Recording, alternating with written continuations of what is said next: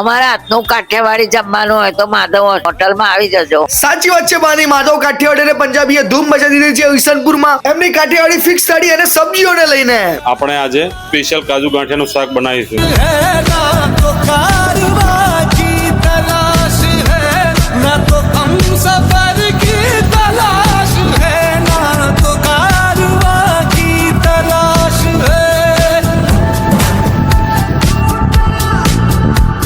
હવે આપણે ફિક્સ થાળી તરફ જઈએ.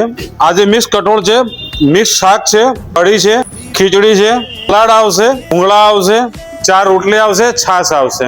ચવાણાનું શાક લઈ લો કે કાચું કાઢિયા શાક લઈ લો, આટલું સસ્તું અને સારું ક્યાંય નહીં મળે.